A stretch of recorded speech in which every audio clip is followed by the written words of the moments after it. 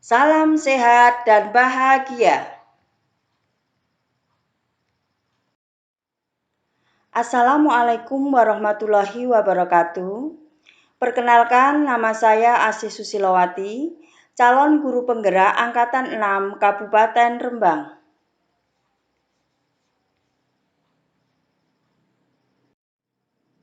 Koneksi antar materi, kesimpulan dan refleksi modul 1.1 A8, refleksi pemikiran Ki Hajar Dewantara. Daftar materi yang pertama, perbedaan pendidikan, yang kedua dasar pendidikan, ketiga kodrat keadaan, kodrat alam, dan kodrat zaman. 4. Pendidikan yang mengantarkan keselamatan dan kebahagiaan. 5. Yang saya percaya tentang murid sebelum dan sesudah mempelajari modul 1.1. 6. Penerapan yang mencerminkan pemikiran Ki Hajar Dewantara. Yang pertama, perbedaan pendidikan. Perbedaan pendidikan zaman kolonial dengan pendidikan menurut pemikiran Ki Hajar Dewantara. Perbedaan pendidikan zaman kolonial yang pertama, murid duduk rapi dengan menghadap ke depan dengan kelas yang hening. 2. Menyeragamkan pembuatan tugas. Ketiga, melakukan perankingan berdasarkan nilai pengetahuan. 4. Meminta murid di depan kelas saat lalai mengerjakan tugas. Dan yang kelima, memukul murid karena tidak mengerjakan tugas. Sedangkan pemikiran Ki Hajar Dewantara, yang pertama, pemahaman, gagasan, dan prinsip pendidikan berdasarkan pemikiran Ki Hajar Dewantara. Kedua, pemahaman untuk memfasilitasi murid agar tumbuh sesuai kodratnya. 3. Penerapan pembelajaran yang memerdekakan murid. Dan yang keempat adalah pendidikan abad 21. Yang kedua, dasar pendidikan. Dasar pendidikan Ki Hajar Dewantara dan relevansi tugas pendidik. Dasar pendidikan Ki Hajar Dewantara yaitu menuntun segala kekuatan kodrat yang ada pada anak-anak agar mereka dapat mencapai keselamatan dan kebahagiaan yang setinggi-tingginya, baik sebagai manusia maupun anggota masyarakat.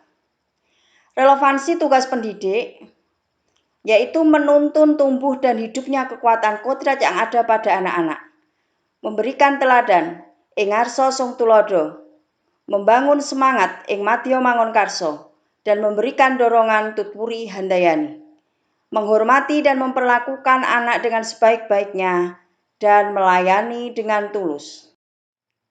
Ketiga, kodrat keadaan, kodrat alam, dan kodrat zaman, serta relevansinya tugas guru.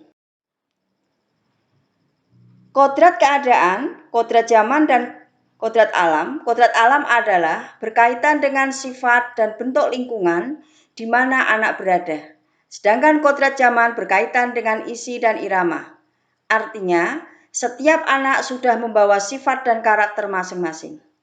Relevansi tugas guru yang pertama yaitu mendampingi murid secara utuh dan menyeluruh, membimbing dan menunjukkan mereka agar muncul sifat-sifat baiknya budi pekerti luhur, mendampingi murid harus dengan prinsip asas trikon, kontinu, konsentris, dan konvergen. Yang keempat, pendidikan mengantarkan keselamatan dan kebahagiaan. Pendidikan yang mengantarkan keselamatan dan kebahagiaan. Pendidikan hanyalah sebagai tuntunan. Setiap murid memiliki kodrat kekuatan, potensi yang berbeda. Pendidik tidak dapat berkehendak atas kodrat kekuatan dan potensi. Menerapkan sistem Among dan semboyan Ki Hajar Dewantara. Menerapkan pembelajaran proyek dan digitalisasi pembelajaran. 5. Yang saya percaya tentang murid dan pembelajaran di kelas sebelum dan sesudah mempelajari modul 1.1. Yang saya percaya tentang murid dan pembelajaran di kelas sebelum mempelajari modul 1.1. Yang pertama, murid hanyalah sebagai objek untuk tugas mengajar dengan mengejar target nilai di atas KKM. Yang kedua, hanya mengembangkan kemampuan kognitif murid untuk target mampu mendapatkan nilai yang terbaik. Yang ketiga, belum mengembangkan aspek psikomotorik siswa. Dan yang keempat, belum banyak mengembangkan model-model pembelajaran yang menyenangkan bagi siswa. Perubahan pemikiran atau perilaku setelah mempelajari modul 1.1, yaitu memandang murid sebagai ibarat benih yang ditanam petani, yang menanam jagung.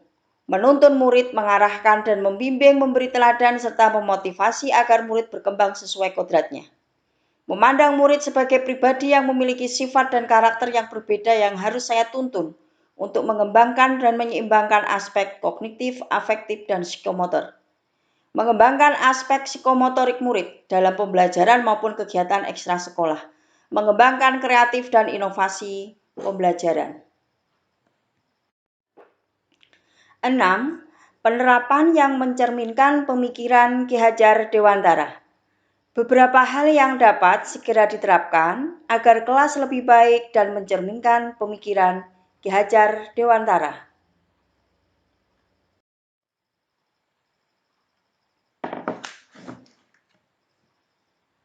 Penerapan di kelas. Berbaris di depan kelas sebelum masuk kelas dengan disiapkan oleh ketua kelas, memeriksa kerapian dan kebersihan kelas dan lingkungan sekitar kelas, berdoa sebelum memulai pembelajaran, salam semangat dengan murid. Selamat pagi anak-anak, pagi luar biasa, SMP Negeri 1 Bulu bisa. Dalam pembelajaran, saya integrasikan nilai-nilai sosiokultur budaya lokal dengan profil pelajar Pancasila. Dalam pembelajaran implementasi pemikiran Ki Hajar Dewantara, saya rancang kegiatan pembelajaran yang menyenangkan, terpusat pada siswa sesuai bakat dan minatnya. Penerapan pada kegiatan intra dan ekstra sekolah, yaitu pembiasaan bersalaman di depan pintu gerbang sekolah, pembiasaan budaya tegur, salam, dan sapa, pembiasaan membuang sampah dan memilah sampah sesuai jenisnya, organik dan anorganik, pembiasaan menyerahkan dan menimbang sampah plastik dan kertas ke pengelola bank sampah sekolah, dan pembiasaan literasi. Terima kasih, salam sehat dan bahagia. Terus berjuang untuk negeri, torehkan prestasi. Assalamualaikum warahmatullahi wabarakatuh.